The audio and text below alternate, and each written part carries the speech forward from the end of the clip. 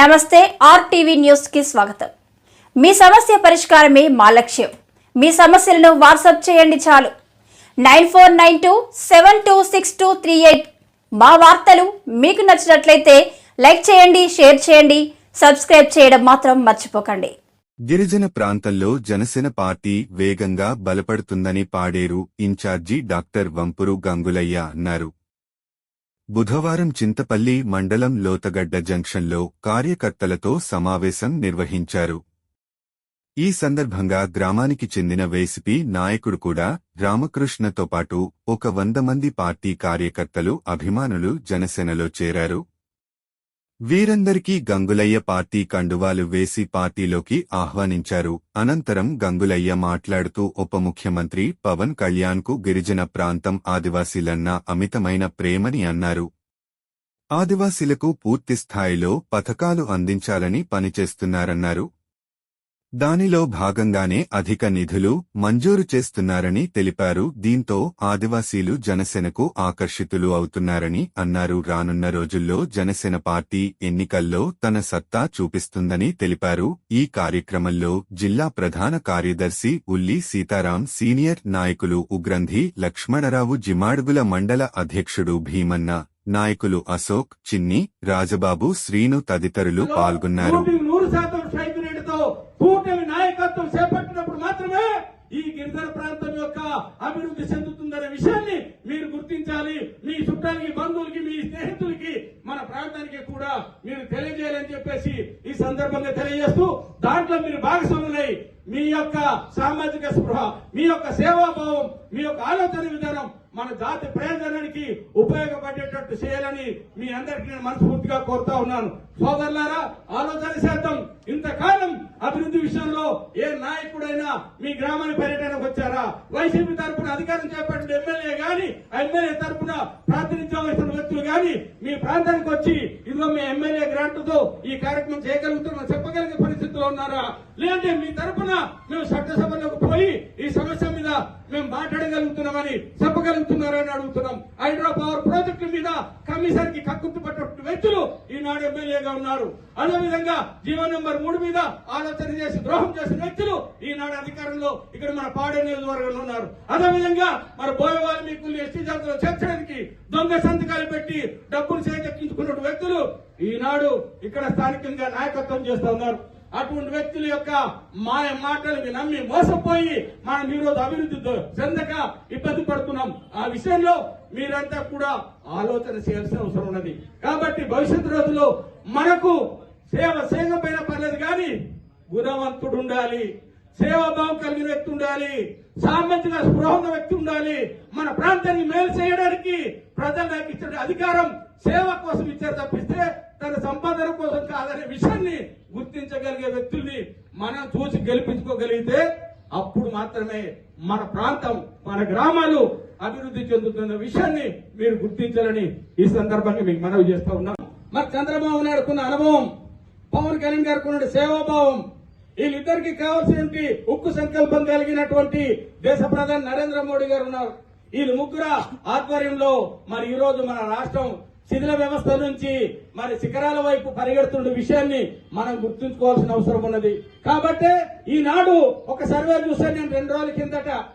అదొక దేశవ్యాప్త సర్వే, ఒక రాష్ట్రానికి సంబంధించిన సర్వే కాదు, దేశవ్యాప్త సర్వేలో 5 ఉన్నతమైన వ్యక్తుల గురించి సర్వే చేస్తే ఆ 5 వ్యక్తుల్లో మరి ఒక రాష్ట్రానికి ముఖ్యమంత్రి కూడా కాదు, కేవలం ఉప ముఖ్యమంత్రి స్థాయిలో ఉన్న వ్యక్తి, దేశంలోనే నీతి నిజాయితీకి, పరిపాలన దక్షతకు, నిజాయితీకి మారు పేరుగా ఉన్నటువంటి వ్యక్తి, నిస్వార్థంతో కూడుకుని రాజకీయాలు చేసే వ్యక్తి, నంబర్ 1 స్థానంలో నిలబడ్డ వ్యక్తి మన జనసేన పార్టీ అధినేత పవన్ కళ్యాణ్ గారిని తెలియజేయడానికి మనకెంతో గర్వంగా ఉంటుందని సందర్భంగా చేస్తున్నాను। అలాంటి గర్వం ఉన్నటువంటి వ్యక్తులు ఈ రోజు ఎవరు ఉన్నారు? అంత గర్వకారణంగా ఏ నాయకుడిని చెప్పుకుంటాం?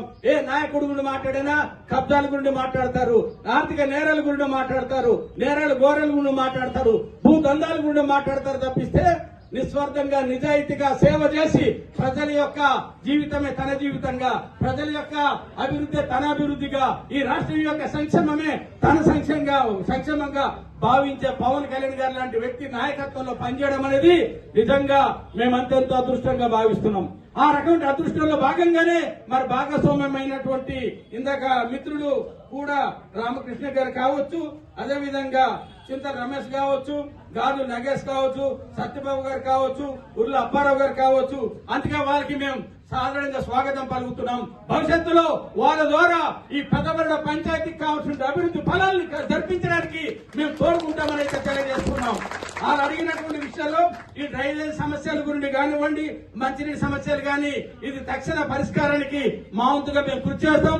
హాస్పిటల్ విషయంలో కూడా అది జనాభా నిష్పత్తిలో ఇక్కడ ఉండే పరిస్థితుల్ని బట్టి మనం ఆలోచన చేయాలి. ఎందుకంటే అది చింతపల్లికి సమీపంగా ఉన్నటువంటి ప్రాంతం కాబట్టి హాస్పిటల్ విషయంలో మనం ఖచ్చితంగా చెప్పలేకపోయినా వాటర్ సమస్య మాత్రం ఖచ్చితంగా పరిష్కారానికి కృషి చేస్తాం. డ్రైనేజీల విషయంలో కూడా ప్రతిపాదనలు పెట్టిస్తామని అయితే ఈ సందర్భంగా తెలియజేస్తూ, ఏది ఏమైనా కూడా జనసేన పార్టీ ప్రశ్నించే గొంతుక, జనసేన పార్టీ నిజాయితీగా సేవ చేసినటువంటి పార్టీ కాబట్టి మీరు ప్రశ్నించే గొంతుకలో భాగస్వామ్యమైనటువంటి మీరే భాగస్వామ్యమై ఈ మండల అధికారుల దగ్గరికి పోయి మీ ప్రతిపాదనలు తెలియజేయండి. అధికారులు సక్రమంగా పనిచేయకపోతే నా దృష్టికి తీసుకురండి, ఖచ్చితంగా వాళ్ళతో పనిచేస్తానని చెప్పేసి అయితే ఈ సందర్భంగా మీకు నేను మాట ఇస్తున్నాను. కాబట్టి ఏది ఏమైనా మీ ఆలోచన విధానం, మీ యొక్క మరి నిర్ణయం అనేది ఇక్కడ జనసేన పార్టీకి ఎంతో ఆత్మధైర్యం నింపింది, జనసేన పార్టీకి ఎంతో బలాన్ని ఇచ్చింది.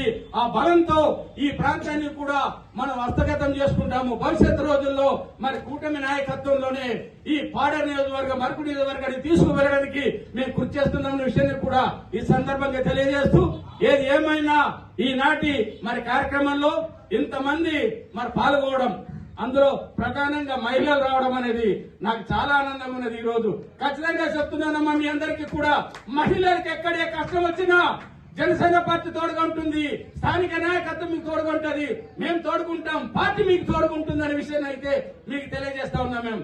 కాబట్టి ఒక్క మీకే కాదు, యావత్ గిరిజన ప్రాంతంలో ఉండే ప్రతి ఒక్కరికి కూడా జనసేన పార్టీ ఒక రాజకీయ లక్ష్యంతో కాకుండా ఒక సేవా భావంతో పనిచేస్తుందనే విషయాన్ని అయితే మళ్ళీ మీకు తెలియజేస్తున్నానని ఈ సందర్భంగా మీకు తెలియజేస్తా ఉన్నాం.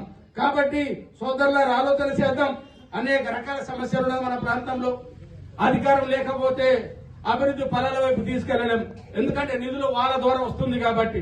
ఈ రోజు పంచాయతీ నిధులు, ఈ పంచాయతీ నిధులకు సంబంధించి ఎన్నికల సభ అరకులో హామీ ఇచ్చి ఉన్నారు. జీవో నంబర్ 3 పునరుద్ధరించడమా, ప్రత్యామ్నాయ ఏర్పాట్లు చేయడం అనే దాని మీద ఆ దిశగానే మరి ఈ రోజు రాష్ట్ర రాజధానిలో సాంకేతిక పరమైన సమస్యలు రాకుండా, భవిష్యత్తులో మళ్ళీ అటువంటి ఇబ్బందులు రాకుండా ఏ రకంగా చేస్తే గిరిజన నిరుద్యోగ యువతకు భద్రత ఉంటుందో, ఏ రకంగా దాన్ని మరి తయారు చేయగలిగితే భవిష్యత్తులో ఆటంకం లేకుండా ఉంటుందో అనే దాని మీద సుదీర్ఘంగా న్యాయ నిపుణుల ద్వారా మరి ఈ రోజు చర్చిస్తున్న విషయాన్ని మనం గుర్తుంచుకోవాలి.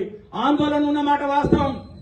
ఎందుకంటే గడిచిన 5 సంవత్సరాల కాలంలో ఒక్క జాబ్ నోటిఫికేషన్ లేకుండా వయసు పైబడ్డం వల్ల రేపు ఉద్యోగ అవకాశాలు కూడా కోల్పోతాం. కాబట్టి ఉన్న అవకాశాలలో అవకాశం రాకపోతే మన భవిష్యత్తు అంటే ఆందోళన ప్రతి ఒక్కరిలో ఉంటుంది. ఆ ఆందోళనలో భాగంగా ఈ రోజు గిరిజన ప్రాంతంలో అనేక మంది ఆందోళన చేస్తున్నారు. వాళ్ళ ఆందోళన మేము అర్థం చేసుకుంటాం. నిన్నే గిరిజన సంక్షేమ శాఖ మంత్రి గారితో కూడా మాట్లాడడం జరిగింది. దీని మీద ఏదైనా మనం త్వరగానే ఒక నిర్ణయం తీసుకోవడానికి ఆలోచన చేయాలని చెప్తే ఆల్రెడీ ముఖ్యమంత్రి గారు దీని మీద చాలా లోతుగా అధ్యయనం చేస్తా ఉన్నారు. త్వరలోనే సమస్య పరిష్కారం జరుగుతుందని చెప్పేసి తెలియపరుచున్నారు.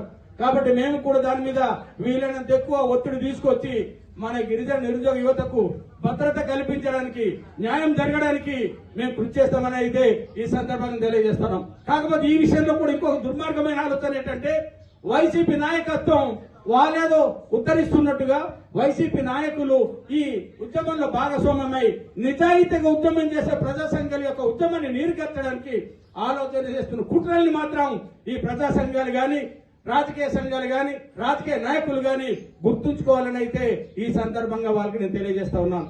మేమైతే నిజాయితీగా ఉంటాం, నిస్వార్థంగా పనిచేస్తాం, ఖచ్చితంగా ప్రభుత్వం దృష్టికి తీసుకెళ్లాం, పరిష్కారాన్ని మేము కృషి చేస్తామని అయితే ప్రయత్నం చేస్తున్నామని తెలియజేస్తున్నాం. కానీ ఓటేసి గెలిపించిన నాయకులు చట్టసభలకు వెళ్లకుండా ఇళ్లలో కూర్చొని మనం మోసం చేస్తుంటే వాళ్ళని ప్రశ్నించకపోవడం అనేది కొంచెం బాధాకరమైన విషయం కూడా ఈ సందర్భంగా తెలియజేస్తా ఉన్నాను. కాబట్టి ఇక వైసీపీ అంతరించుకుపోతున్న పార్టీ కాబట్టి అంతరించుకునే పార్టీ గురించి ఎక్కువగా మనం మాట్లాడటం కూడా మంచిది కాదు. కాబట్టి ఇక వాళ్ళని పక్కన పెడదాం. భవిష్యత్తు రోజుల్లో మన ముందర రాబోతున్నటువంటి స్థానిక సంస్థల ఎన్నికల్లో ఎట్టి పరిస్థితుల్లో కూటమి నాయకత్వమే ఉండాలి. కూటమి నాయకత్వం ఉంటేనే మన ప్రాంతం నిజాయితీగా నిస్వార్థంగా అభివృద్ధి చెందుద్ది. డ్రైనేజ్ సమస్యలు కావచ్చు, నీటి సమస్య కావచ్చు, కుళాయిలు కావచ్చు, కరెంటు సమస్యలు కావచ్చు, ఇంకా అనేకమైనటువంటి మౌలిక సదుపాయాలన్నీ కూడా దక్కుతుంది. కాబట్టి ఈ సభ ద్వారా స్థానిక మన జనసేన పార్టీ నాయకత్వానికి, తెలుగుదేశం పార్టీ నాయకత్వానికి, బీజేపీ నాయకత్వానికి నేను ఒకటే కోరుతా ఉన్నాను. మన మధ్య సఖ్యత ఉంటే వైసీపీ ఏజెన్సీ ప్రాంతాల్లో కనుమరుగవడం ఖాయమనే విషయాన్ని ఈ సందర్భంగా తెలియజేస్తూ భవిష్యత్తు రోజుల్లో ఖచ్చితంగా మనం హస్తగతం చేసుకుందాం. స్థానిక సంస్థల్ని అభివృద్ధి వైపు గిరిజన ప్రాంతాన్ని నడిపిద్దామని తెలియజేస్తూ మరి ఈనాటి కార్యక్రమం ఏర్పాటు చేసినటువంటి మన మిత్రులందరికీ కూడా ఒక్కసారి పేరు పేరిన ప్రత్యేక అభినందనలు తెలియజేస్తూ వీరి యొక్క సేవలు జనసేన పార్టీ వినియోగించుకుంటుంది. జనసేన పార్టీ ద్వారా మీరు ఈ ప్రాంతానికి సేవలు చేయాలని కూడా మీ అందరికీ మనస్ఫూర్తిగా కోరుతా ఉన్నాను. ఇంతటి అవకాశం కల్పించిన మీ అందరికీ మరొక మారు పేరు పేరిన ప్రత్యేక అభినందనలు తెలియజేస్తూ మీ అందరికీ తెలియజేస్తున్నాం. ఎవరికి ఏ కష్టం వచ్చినా, ఏ సమస్య వచ్చినా మా దృష్టికి తీసుకురండి. ఈ రోజు కూడా రామకృష్ణ ద్వారా ఉన్నటువంటి మన టీం అంతా ఉన్నారు ఇక్కడ. వాళ్ళ ద్వారా సమస్య తీసుకురండి. మీ సమస్యల పరిష్కారం మేము కృషి చేస్తాం. మాటలు చెప్పి పారిపోయే నాయకులుగా మేము మాట నిలబడే నాయకులం. ఖచ్చితంగా మీకు అండగా ఉంటాం, తోడుకుంటామని తెలియజేస్తూ సెలవు తీసుకుంటా ఉన్నాం.